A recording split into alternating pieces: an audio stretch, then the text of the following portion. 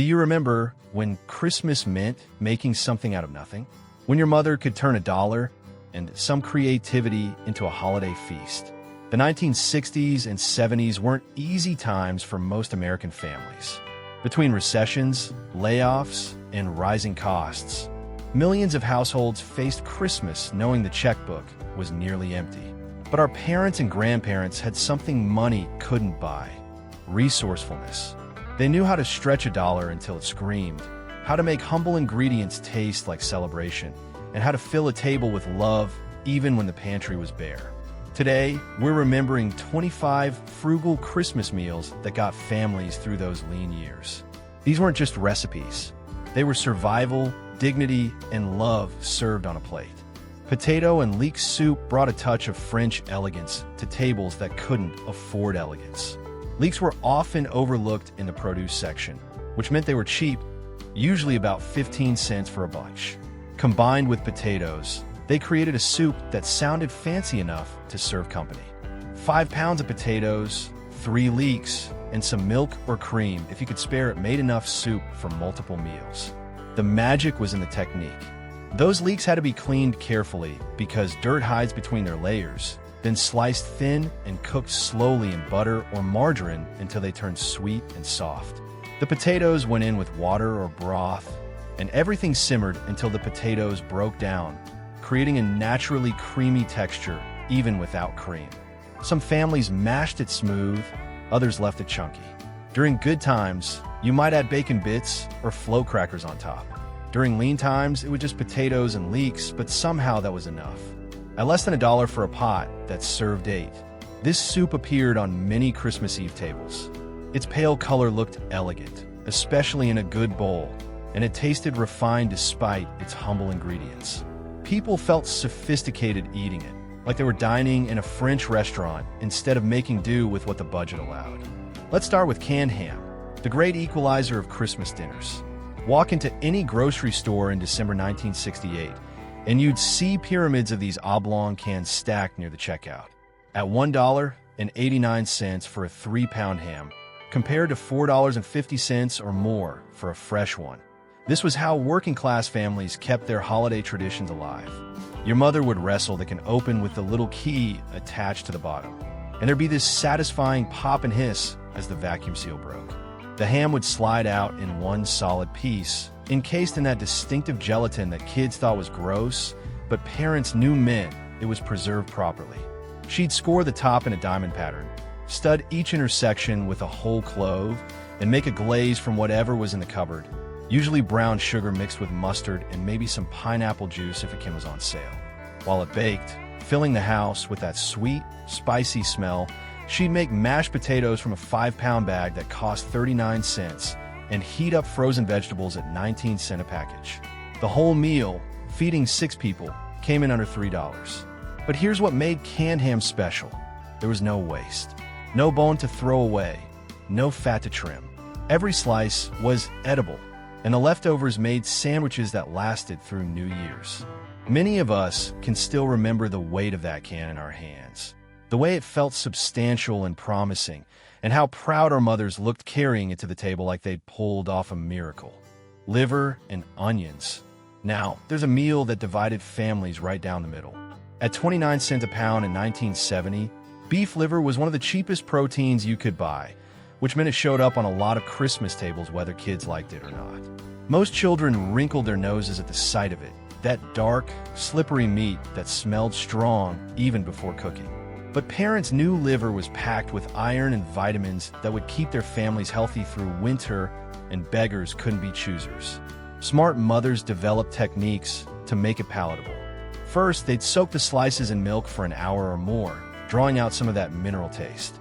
Then they'd dredge it in flour seasoned with salt, pepper, and sometimes paprika before frying it hot and fast so it wouldn't get tough. The real trick was the onions. Mountains of them, sliced thin and cooked slow until they caramelized and turned almost sweet. At $0.05 a pound, onions were cheap enough to use liberally, and they transformed the dish. Serve with mashed potatoes and canned green beans. The whole meal cost less than $2 for a family of 5. The gravy made from pan drippings, thickened with a little flour and water, could make anything taste better. Here's the surprising part. Talk to people now about liver and onions, and plenty of them get this faraway look in their eyes. They remember how their mothers made it special through careful preparation, how the onions helped, and mostly, how it represented their parents doing everything possible to provide nutrition when money was desperately tight. Baked beans and hot dogs might sound humble, but this combination filled millions of bellies during tough holidays. A large can of baked beans cost 19 cents in 1969, a package of hot dogs 49 cents, and together they could feed 4 people heartily, 6 if you stretched it with extra bread. But nobody just dumped beans in a dish and called it done. Mothers doctored those cans with brown sugar, mustard, and ketchup, transforming them into something that tasted homemade. If there were bacon scraps saved in the icebox, those went in too. The hot dogs were sliced into coins and arranged on top before baking, creating a protein-rich meal that children actually got excited about. There's something about sliced hot dogs and beans that kids found irresistible. Maybe it was how the hot dogs got slightly crispy on top, or how they flavored the beans, but children who turned their noses up at plenty of other cheap meals would clean their plates when this appeared. Serve with brown bread if you lived in New England, or cornbread if you were Southern. This was filling, warming, and required only one pot. Some families baked it with onions and green peppers on top when vegetables were available. Others created layers, beans on the bottom, hot dogs in the middle, more beans on top. However it was made, it represented comfort, simplicity, and making do. Spaghetti and meatballs became Christmas dinner for thousands of families who couldn't afford traditional holiday meat. In 1972, you could buy a pound of spaghetti for 23 cents, ground beef for 59 cents, and a can of tomato sauce for 15 cents. But here's where mothers got creative. That 1 pound of ground beef got stretched into enough meatballs for 8 people. The secret was breadcrumbs made from saved stale bread, an egg to bind it, and a splash of milk if there was any. Some families added grated cheese if they could afford it. Others just used salt, pepper, and garlic powder. The meatballs were formed small, fried until brown, then simmered in sauce that had been doctored to taste homemade. Every family had their tricks. Some added a pinch of sugar to combat the acidity of cheap canned tomatoes. Others saved bacon grease to add richness. The key was making it feel special, different from everyday spaghetti. Maybe the meatballs were shaped a bit rounder, or the sauce simmered a bit longer, or it was served on the good plates that only came out for holidays. If someone could spare 30 cents for a small chunk of Parmesan to grate over the top, that elevated everything. Kids remember the anticipation of watching those meatballs simmer, counting them to make sure everyone got their fair share, and the way the house smelled so good that neighbors probably knew exactly what was for dinner. The leftovers made incredible sandwiches the next day, and honestly, some people prefer them cold. Breaded pork chops turned thin, cheap cuts into something substantial. Thin-cut pork chops often went on sale for 69 cents a pound, and the trick was making them seem bigger through heavy breading. The coating, made from crushed crackers or breadcrumbs from saved stale bread, seasoned flour, and egg wash, made each chop seem larger and more filling. 4 chops could somehow feed 6 people when the coating was thick enough and the sides were generous. The technique was to pound them thin with a meat mallet or the edge of a sturdy plate, getting them as large as possible. Then came the breading station: flour, beaten egg, and seasoned crumbs. Each chop got coated carefully, making sure the breading stuck well, then fried in hot oil until golden and crispy. Served with mashed potatoes and applesauce made from windfall apples that neighbors shared, this meal felt like a feast. The crispy coating shattered when you bit into it, and the meat stayed tender inside. Pasta salad with tuna was brilliant in its efficiency. A box of elbow macaroni, 2 cans of tuna at 25 cents each, some mayonnaise, and whatever vegetables you could scrounge, usually celery and onions, created a filling meal that required no heating at all. In summer, this was refreshing. But even at Christmas, when some families were watching heating costs as carefully as food costs, a cold meal that still felt substantial had its place. Mothers would boil the macaroni, drain it, and immediately add the dressing while it was still warm so it absorbed more flavor. The tuna, flaked apart with a fork, mixed in along with diced celery for crunch, maybe some diced onion if people could tolerate it, sweet pickle relish for a festive touch. Hard-boiled eggs went in when there were extras to use. A heavy sprinkle of paprika on top added color and made it look special. At less than $1.50 for a huge bowl that could feed 6 people. This was economical and practical. It could be made the day before, which helped when the kitchen was busy with other preparations. Some families served it as a side dish with crackers, others made it the main course. The flexibility was its strength. Had leftover peas? Throw them in. A can of corn? Why not? Some vegetables from another meal that needed using? And they went. Turkey neck soup was what you made when a whole turkey was out of the question. Most folks today wouldn't even know where to buy turkey necks, but back in 1965, every butcher had them piled in the case, selling for about 15 cents a pound. They'd wrap them in brown paper, and your mother would carry them home, knowing she could turn these bony, unpromising pieces into something that tasted like prosperity.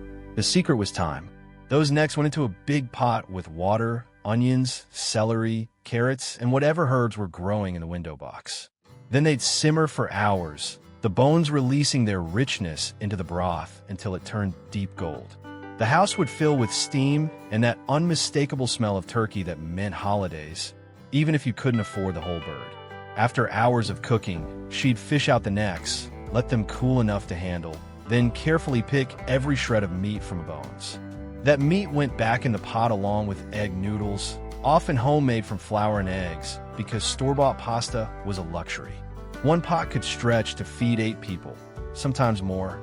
Kids would sit around the kitchen table, the windows fogged from the steam, watching their mother ladle out bowls of this soup that somehow tasted rich despite coming from the cheapest cuts.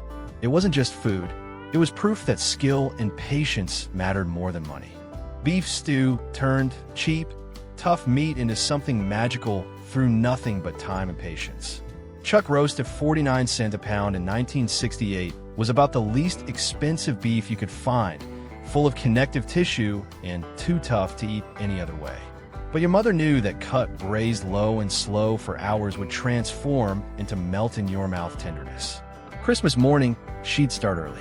First, she'd cut the meat into chunks and brown them in bacon grease or butter, building layers of flavor from the bottom of the pot.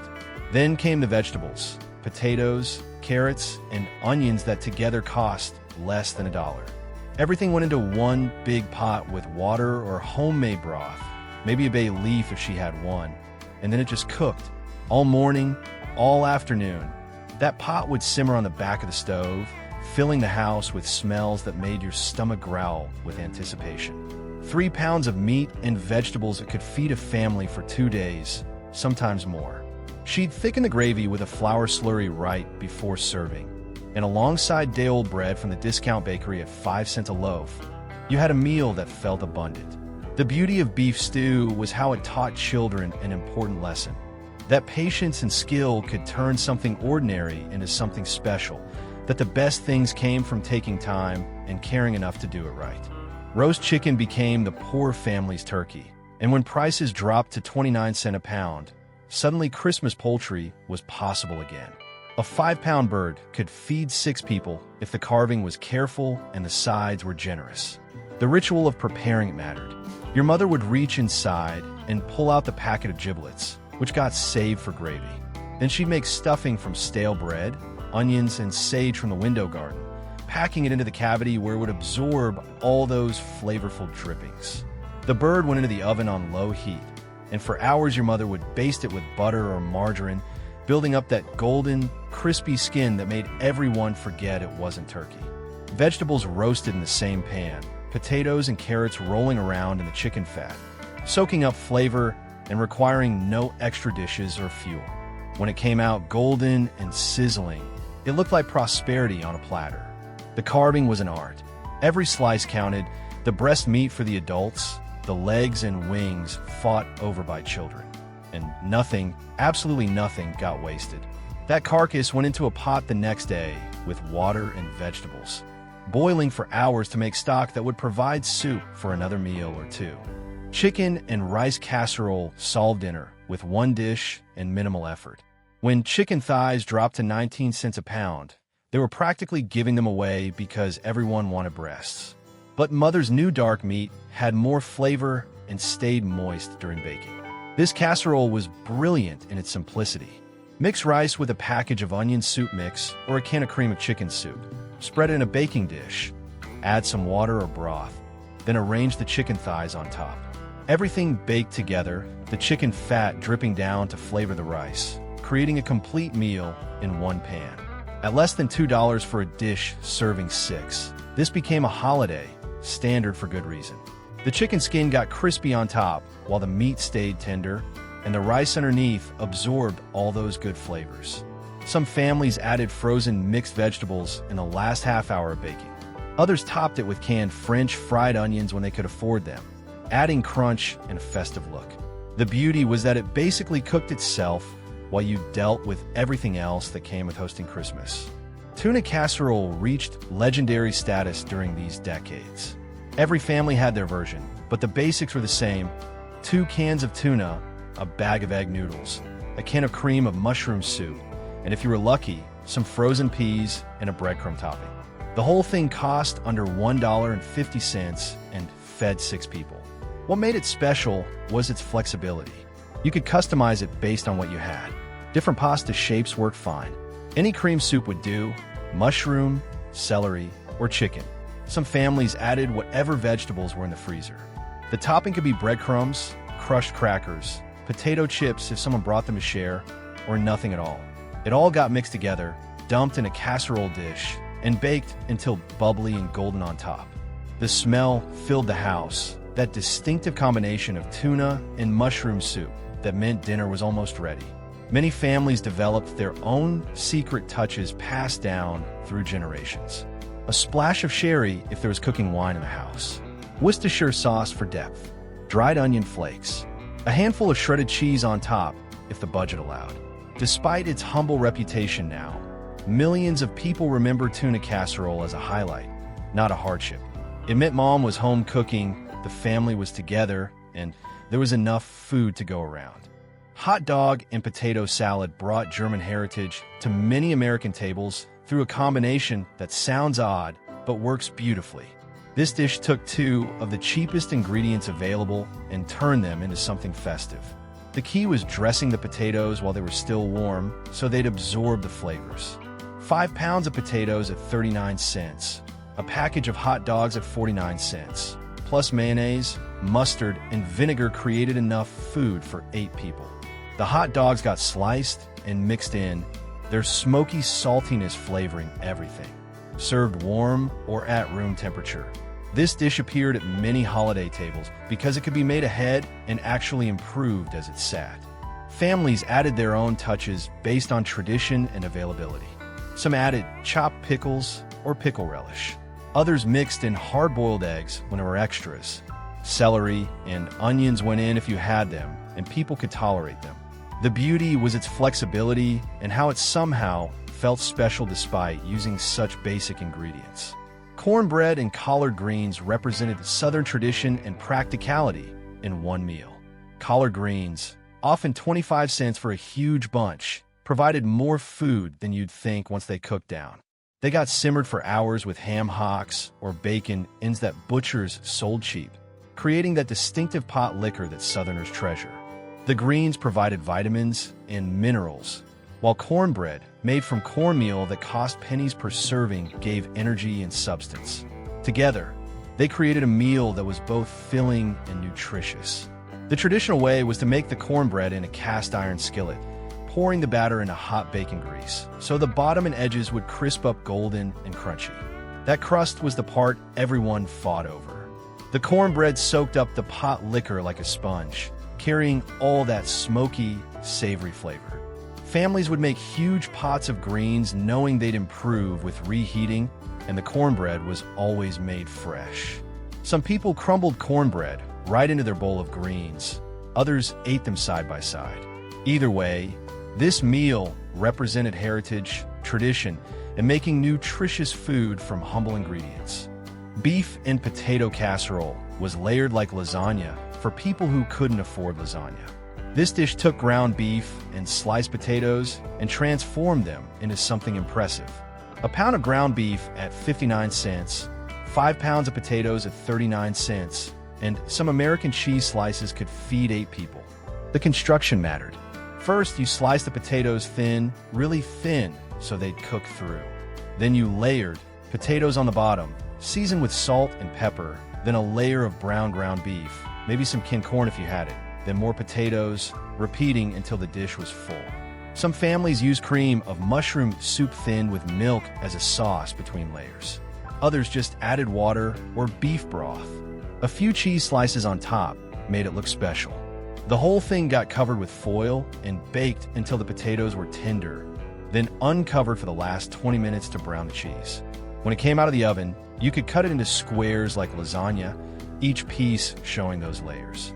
It looked impressive, tasted filling, and used ingredients that were usually affordable. Leftovers, if there were any, somehow tasted even better the next day. Rice and gravy proved that sometimes the simplest meals satisfied most. White rice at 10 cents a pound in 1971 was about the cheapest thing you could buy, a blank canvas waiting for creativity.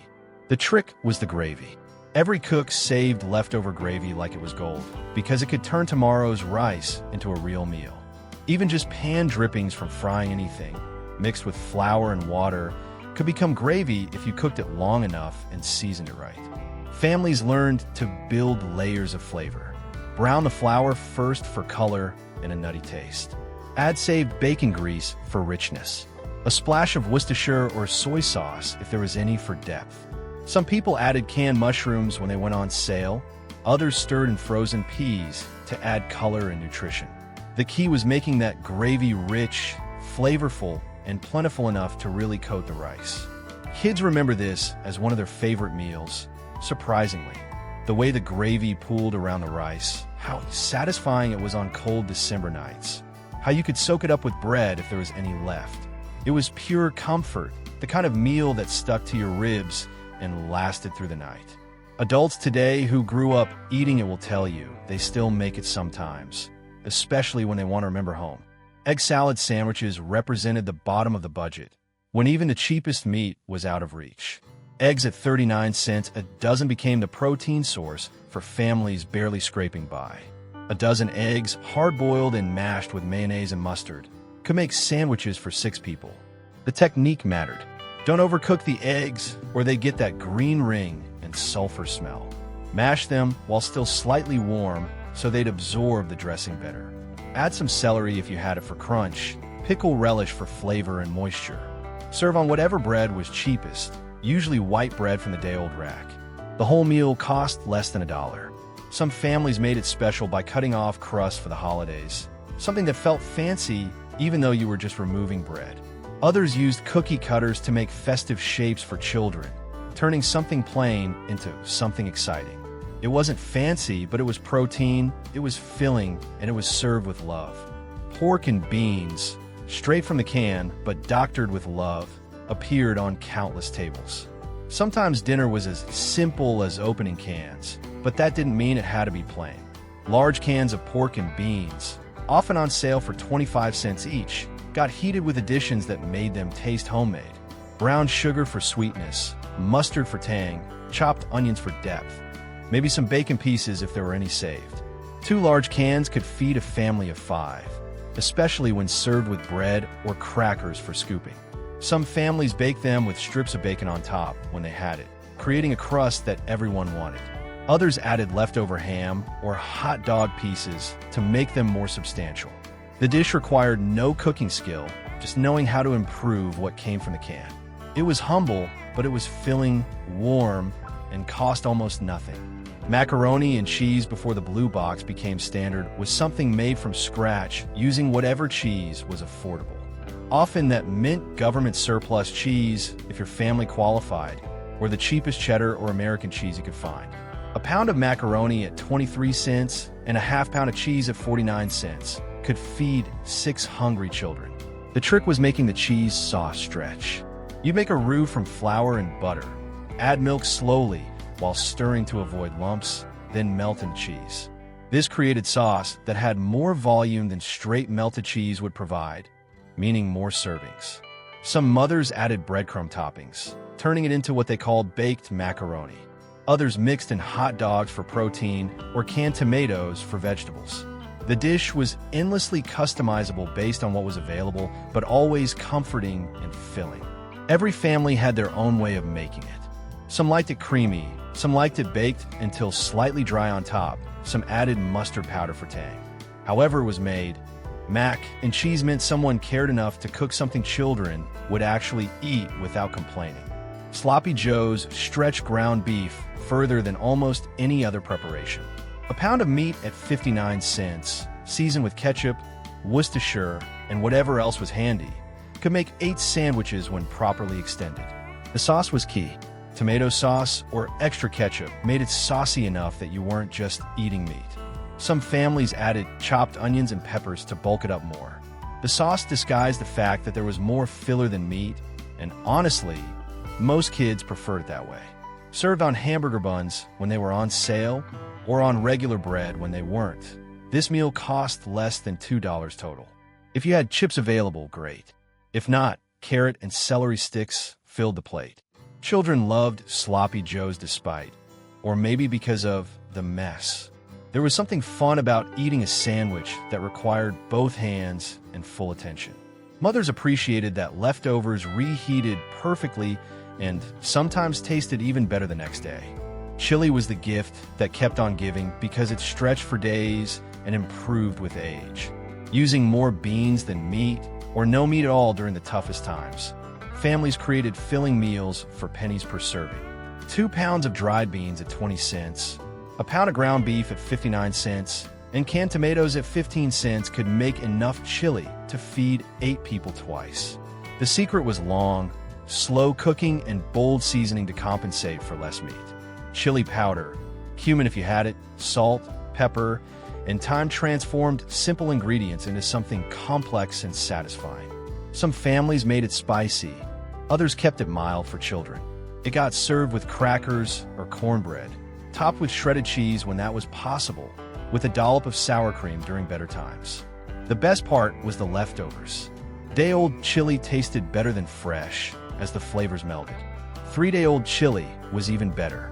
It was celebration food that happened to be cheap, proving that the best things didn't require the most money. Cabbage and potatoes represented Irish heritage simplified to its essence. A head of cabbage at 10 cents and 5 pounds of potatoes at 39 cents could feed 6 people. Boiled together with butter or bacon drippings, seasoned with just salt and pepper. This combination was surprisingly satisfying. The cabbage sweetened as it cooked, losing its sharp edge, while the potatoes absorbed the flavors. Some families mashed everything together into a dish called colcannon. Others kept it chunky, letting people mash their own portions. Adding a ham bone or bacon ends when available transformed it from plain to special, the smoky meat flavoring everything. Despite its simplicity, many remember this dish with fondness. Maybe it's the memory of the house smelling like cabbage while it cooked, something other families complained about, but yours found comforting. Maybe it's how filling it was despite costing so little. Or maybe it's remembering parents who could take 2 simple vegetables and turn them into dinner, night after night, without complaint. Vegetable soup was the ultimate pantry-clearing meal. Everything went into the pot. Potatoes, carrots, celery, onions, canned tomatoes, and whatever else needed using.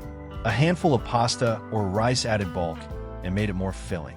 Made from vegetables that together cost less than $1, this soup could feed a family for days. The key was building flavor through technique. Brown some onions and save bacon grease or butter first. Add garlic if you had it. Let the tomatoes cook down. Long, slow simmering brought everything together. Some families added alphabet pasta to make it fun for children, watching them fish for letters to spell their names. Others floated homemade dumplings on top for special occasions, making it substantial enough to be a whole meal. The beauty of vegetable soup was that it never had to be the same twice. Whatever vegetables you had went in, making it endlessly variable based on season and availability. Fried chicken and biscuits brought us full circle to celebration food that families could sometimes afford. When chicken was sold in parts, legs and thighs cost about 29 cents a pound, making this feast possible. The ritual of making fried chicken mattered as much as eating it. Children would help shake chicken pieces in a paper bag filled with seasoned flour, watching each piece get coated. The grease, usually saved bacon drippings or cheap shortening, would heat in a cast iron skillet until a test drop of flour sizzled on contact. Then the chicken went in, piece by piece, carefully turned to cook evenly and build that golden crust. Meanwhile, biscuits made from flour, baking powder, and milk, costing pennies per dozen, baked in the oven.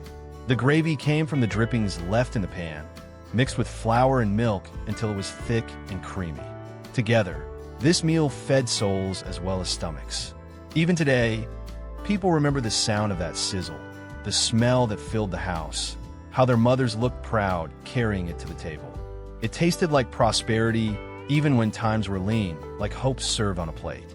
Stuffed peppers looked festive and fancy, even though they cost almost nothing to make. After Thanksgiving, when stores were trying to clear out produce before the holidays, bell peppers often dropped to 10 cents each. Smart shoppers would buy a dozen, knowing they'd keep long enough for Christmas. These colorful vessels, green and red if you were lucky, got filled with a mixture of rice and a little bit of ground beef stretched as far as possible. 1 pound of ground beef mixed with 2 cups of cooked rice could stuff 8 peppers, feeding a large family for about $2. During the leanest times, some families skipped meat entirely, making a filling of seasoned rice with maybe some tomato sauce and cheese if there was any. The peppers got arranged in a baking dish, a little water or tomato juice poured around them, covered with aluminum foil, and baked until tender. When they came out of the oven, those bright colors looked like Christmas itself. Kids loved them because each person got their own pepper, something special just for them. The different colors meant siblings could claim their favorite, and the peppers held everything together so neatly. Parents loved them because they looked impressive enough for a holiday meal while costing so little, and leftovers could be eaten cold the next day. Which of these meals brings back memories for you? Did your family have their own version of making something from nothing? Share your stories in the comments. We'd love to hear how your parents and grandparents made Christmas special even when money was tight. And if you enjoyed this journey through frugal holiday history, hit that like button and subscribe for more walks down memory lane. Thanks for watching.